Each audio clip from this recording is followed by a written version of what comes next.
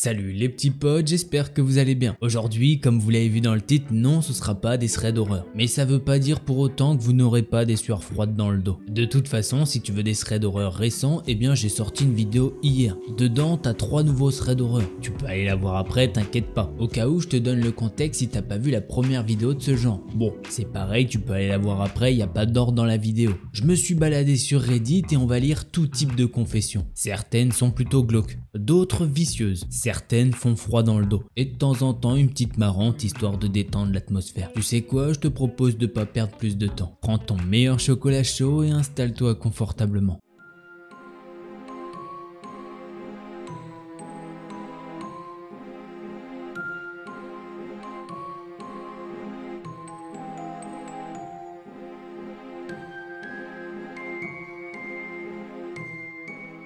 Confession numéro 1. Le titre de cette première confession est « Ma femme pense que je suis mignon et romantique ». J'ai toujours appelé ma femme par des termes d'affection plutôt que par son nom. Chérie, bébé, ma petite princesse. Vous voyez le genre. Après 23 ans de mariage, elle est vraiment surprise si je l'appelle par son prénom à ce stade. Ce qui n'arrive presque jamais de toute façon. Et il y a une raison à tout ça. Mais ce n'est pas parce que c'est le prénom d'une ex-petite amie. Non, c'est juste que je déteste son prénom. Je pense que c'est un prénom horrible. Ça me ronge, ça me frotte complètement de la mauvaise façon. Et je ne supporte pas de l'utiliser pour identifier quelqu'un dont je suis très amoureux. Et voilà, c'est la fin de cette première confession. Bon, au cas où vous vous demandez, c'est quoi le prénom? Eh bien, à force d'avoir autant de commentaires sur Reddit, il a avoué. Le prénom, c'est Rachel. Bon, du coup, je sais pas pourquoi il trouve ce prénom horrible. Et puis, de toute façon, si elle avait un prénom vraiment chelou, eh bien, c'est ta femme, tu devrais l'aimer quoi qu'il arrive. Assez bizarre, mais bon, on se met dans le bain pour cette petite vidéo. Confession numéro 2. Alors attention, pour cette confession numéro 2, on a augmenté l'intensité. À la fin des années 80, j'avais 14-15 ans.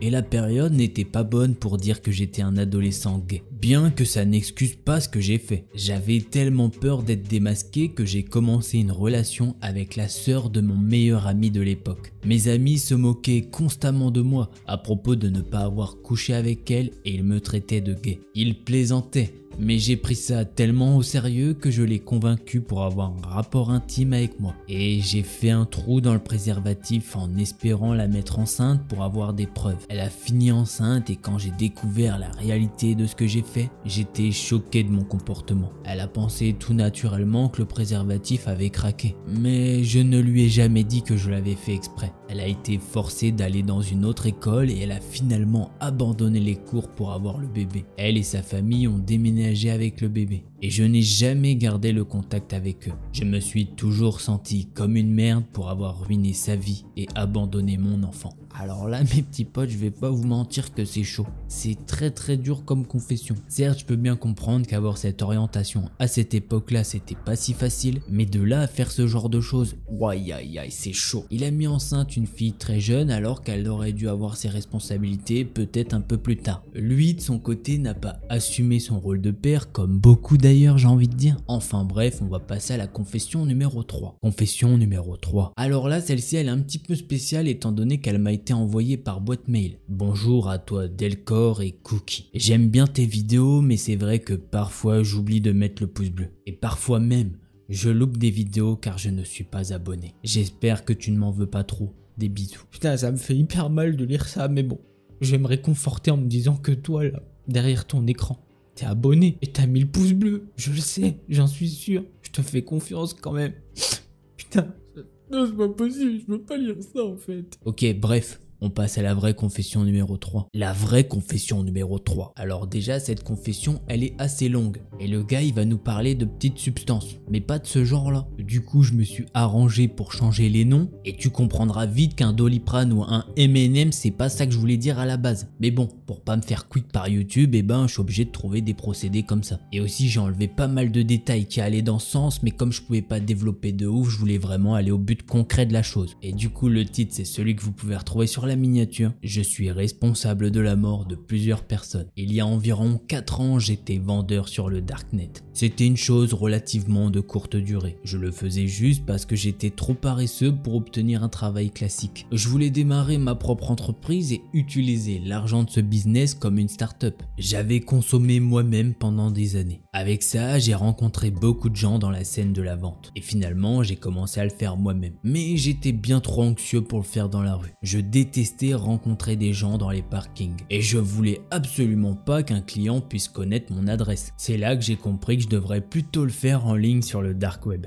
J'ai commencé mon activité avec 3 goûts de M&M's différents. Tout s'est bien passé pendant plusieurs mois. On m'a volé plusieurs milliers de dollars quand je suis allé chercher une commande en main propre. Mais j'avais quand même économisé 25 000 dollars. Finalement, j'ai rencontré un contact local qui venait en ville seulement une fois par semaine. Et oh mon Dieu, il avait tous les bonbons disponibles sur le marché. À cette époque, j'avais aussi commandé de la farine qui servait à couper un peu les produits histoire de me faire plus de marge. J'ai mis toutes les adresses de mes clients dans une feuille de calcul Excel avec leur nom, code postal, la commande et le montant. Je vendais des Haribo bleus vraiment pas chers et à un moment, mon tableur Excel a merdé, ou j'ai merdé.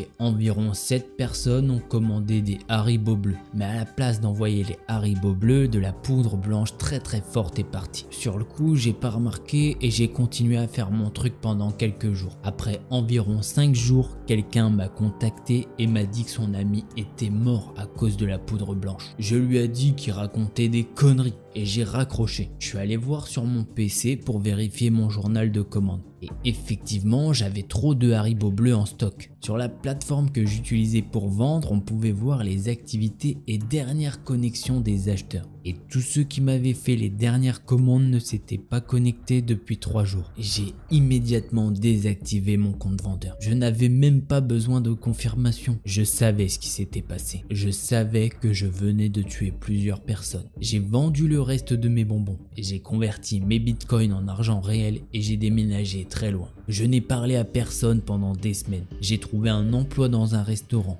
dans une ville où j'ai toujours voulu aller. Je n'ai plus jamais touché aux bonbons depuis ce jour. Je n'ai rien à voir avec cette vie depuis. Je pense encore à eux tous les soirs. J'ai gardé leur nom et j'ai fait des recherches Google à propos de leur nom. Et quelques jours plus tard après les événements, j'ai pu trouver des informations sur 4 clients qui sont morts. Un client l'a partagé avec un ami. Ils sont morts tous les deux. Je ne sais même pas pourquoi je poste cela, principalement parce que je n'ai personne à qui le dire. Et même si je le faisais, je ne pense pas que je pourrais le faire émotionnellement parlant. Je passe mes journées sobres, aller au travail, revenir du travail, rentrer à la maison, jouer à des jeux vidéo. Je suis complètement reclus. Les gens que je connais se sont distancés énormément et je sais que c'est parce que je me suis refermé sur moi-même. Je ne peux pas m'en empêcher. Pourrais-je même en parler à un thérapeute? Je me demande toujours si je mérite d'être en vie. Est-ce que je vis vraiment de toute façon? Je ne sais même plus. Peut-être que ça m'aidera à me sentir mieux de vous dire ça. Voilà, c'est ainsi que se termine cette confession numéro 3. Bon, pour cette confession, je vais pas faire une énorme conclusion. J'en pense quelque chose, mais je ne suis pas juge, je ne suis pas avocat, je ne fais pas partie de la justice. Donc je vais m'abstenir là-dessus. Et on va de suite passer à la confession numéro 4. Confession numéro 4. Alors là, le titre c'est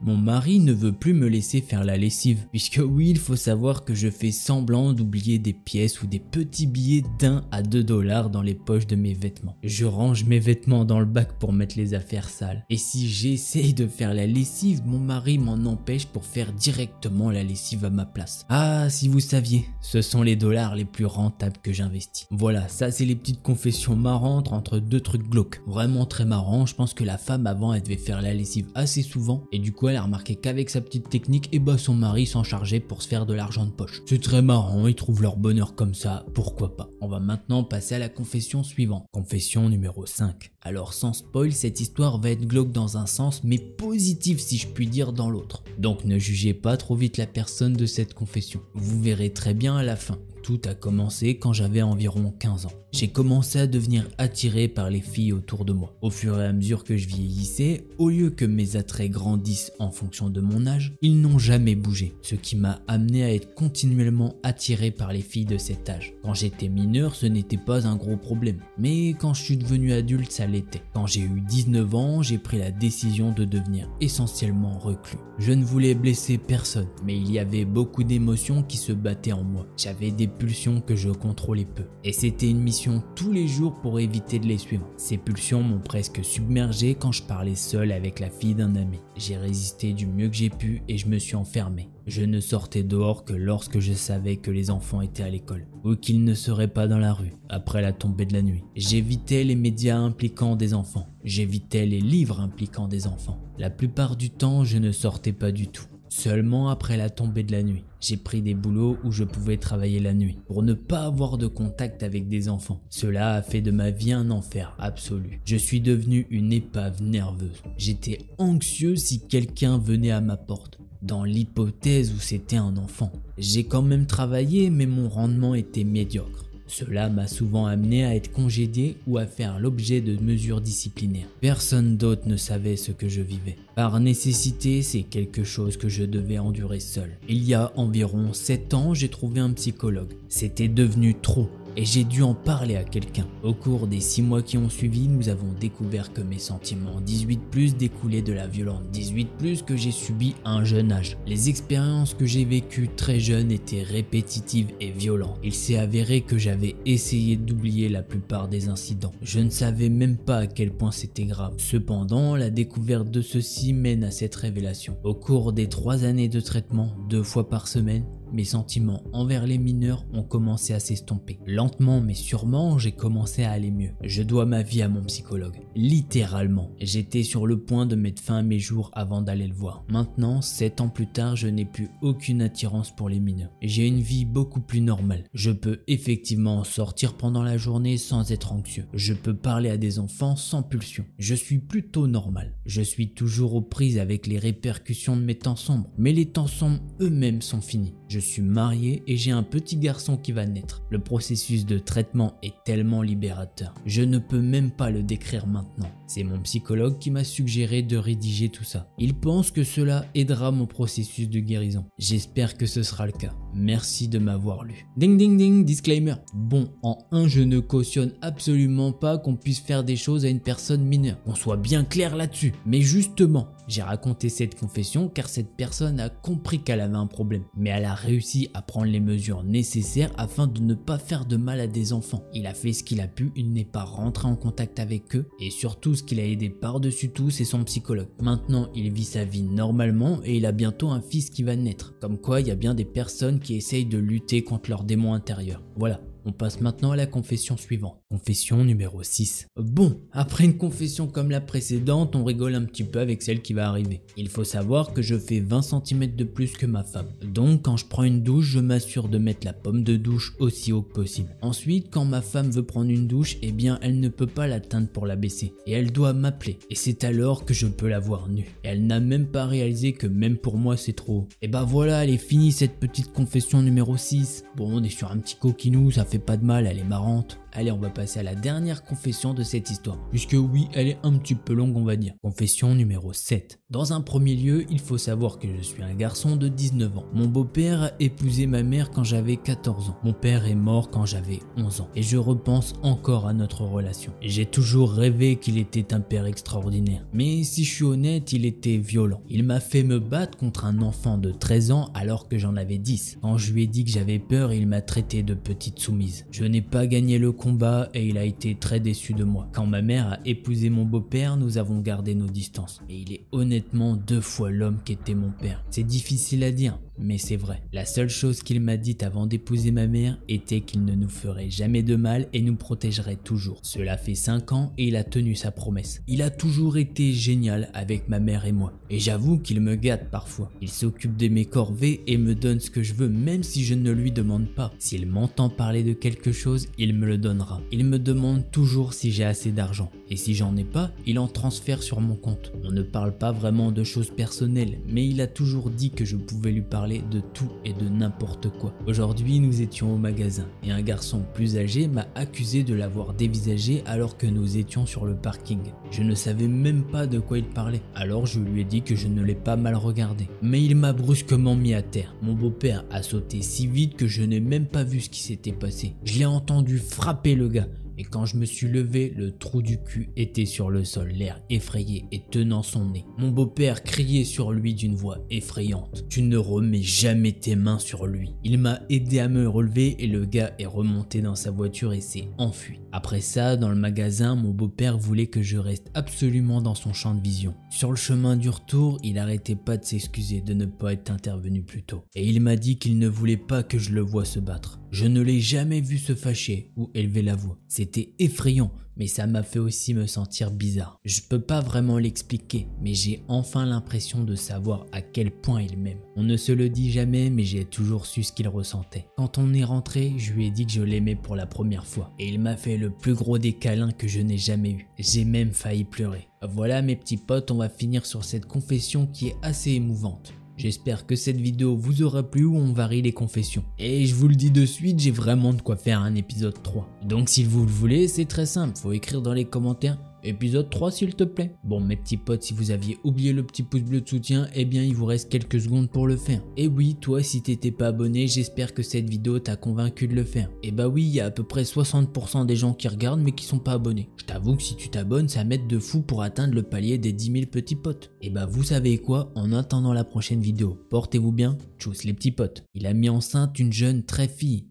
Une jeune très fille. Bon, pas mal, alors celle-ci elle est bonne. Il a mis enceinte une jeune très fille. Ouais, pas mal. Non, mais voilà, bref. I just want to play a game with you. Hey, don't you run away. Please stay. Stay with me. If you don't come play with me, then we will kill you.